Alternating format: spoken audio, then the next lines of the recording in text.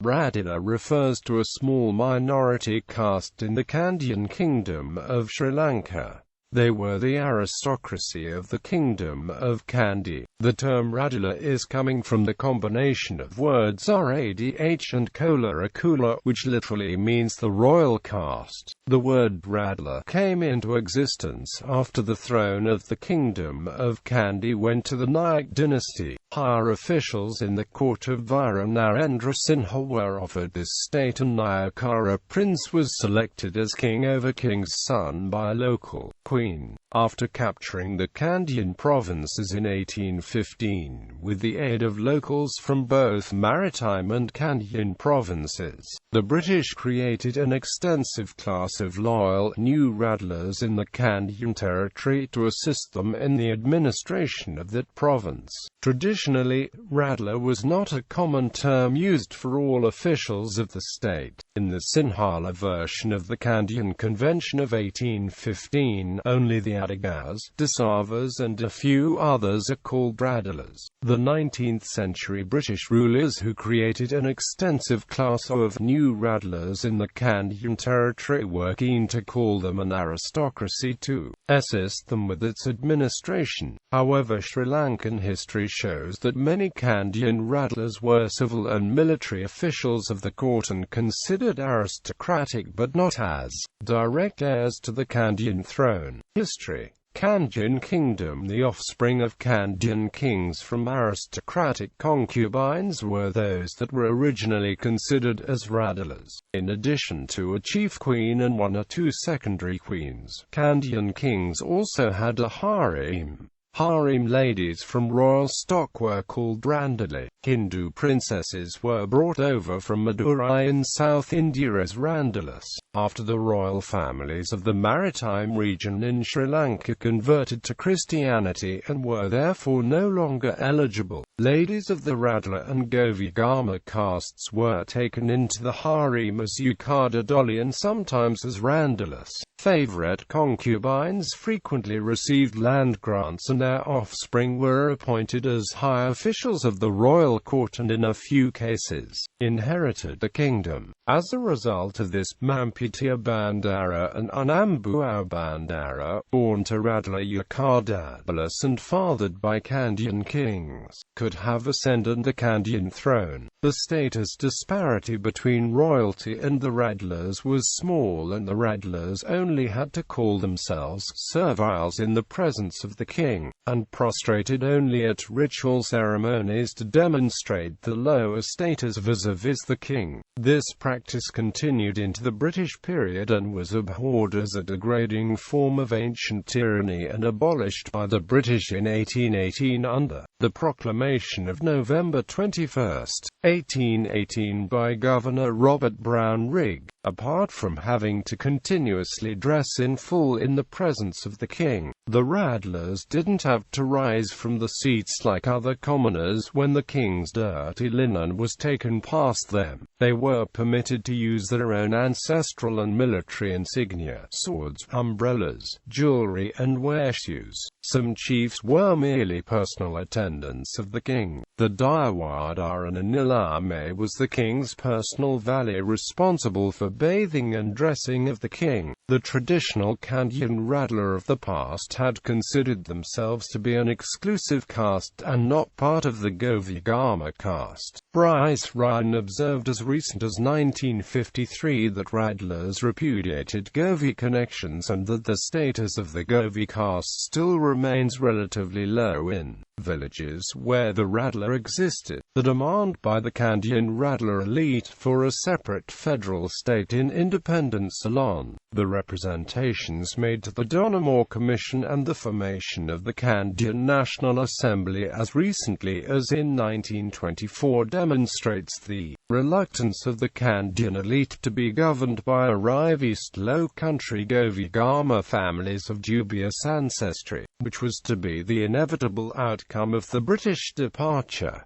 The Radlas as a community had had significant power over the throne of Kandy. This was the case as the last Nayak king of Kandy, Sri Wickramarajasena, lost his throne soon after losing the military and administrative support of the Radlas for his cruelty towards his subjects, and for his licentious forced affairs with the wives and daughters. The British Radlas, after capturing the Kandyan provinces in 1815, the British soon created an extensive class of new Radlas in the Kandyan territory to assist them with its administration, as much as the British created class of Sri Lankan Mudaliars in the Low Country. This class too was composed of natives who were most likely to serve the British masters with utmost loyalty. Govigama families that had either cooperated with the British to capture Kandy or from other miscellaneous lower caste families that had joined the British cause later for financial purposes. They were all from Anglicized families and were considered pillars of the Anglican Church. They had English first names, and the children too were similarly named. In addition, they had a string of high-sounding Sinhala names taken on when receiving their appointment from the British. Some of these names were from Kandyan families that had ceased to exist or were severely reduced, and from purported ancestors with dubious connections. The new British-made Radala class were immediately rejected by the original Kandyan Radalas. The new British-made Radalas tried unsuccessfully to rename themselves with the names of famous Kandyan Radalas such as the Kepiti Polas, Mampitias, and Ranarajas. All these attempts were rejected by the British for fear of further dissent by the original Kandyan Radalas. Many of these new Radala families had Low Country origins, and many intermarried with the Anglicized Low Country Mudaliar class, and in many cases several times with one family in an apparent bid to create some exclusivity. Most were from the Sabaragamuwa province and not from interior parts of the Kandyan provinces that were less susceptible to British influence. These new Radals too resembled English country squires, and most of them had received large land grants from the British for the servitude. The residences were of unprecedented scale,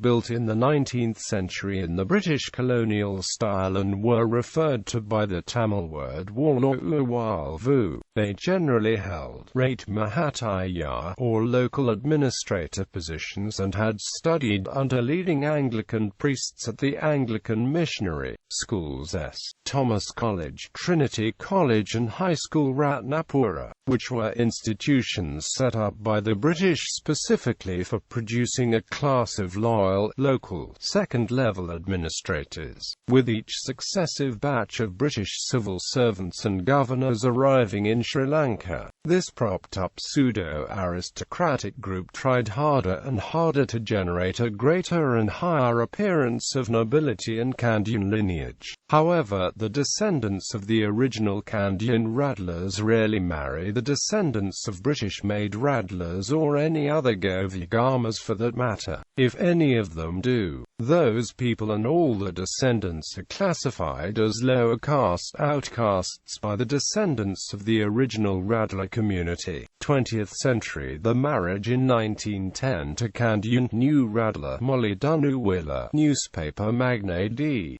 which Wardener's marriage in 1916 to Emidanya, and finally SWR.D. Bandaranayak's marriage in 1940 to Sirimavarat, what appear to have muted some of the antipathy and created the common political power bloc that has ruled the country since independence from the British in 1948.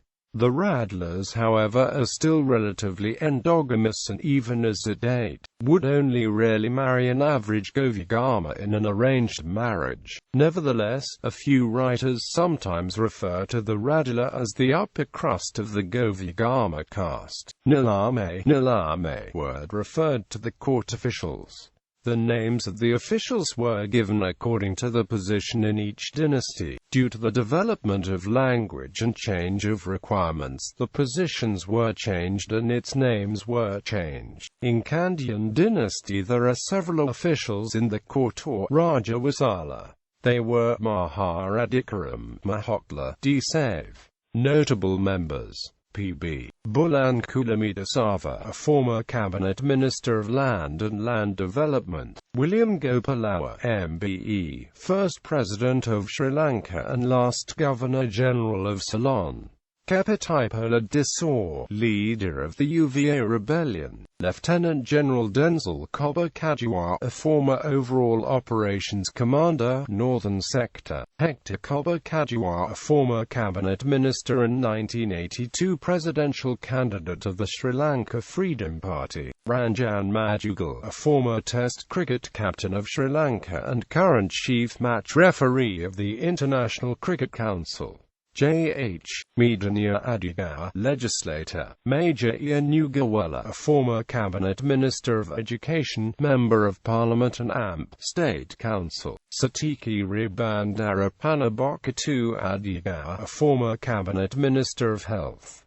Theodore Brabrick Panaboka, politician, lawyer and diplomat; General Anuradha Ratwat, a former cabinet minister and acting Diawadar Anilame; Barnes Ratwat Disava, member of State Council and Senate; Justice Barnes Ratwat II, Judge of the Supreme Court of Sri Lanka; Clifford Ratwat, a former Deputy Minister of Agriculture and AMP Member of Parliament; Sakuda Ratwat Adigar, Mayor of Kandy; Haris Luki Ratwat, member of the State Council of Ceylon, Parliament and the Senate of Ceylon and Diawadar and Anilame; Sirimavo Ratwat Diaz Bandaranayake, a former Prime Minister of Sri Lanka and first female Prime Minister in the world; Major General Richard Udagama, MBE, a former commander of the Ceylon Army; S.N.W. Halugal, representative of the Kandyans in the Legislative Council of Ceylon.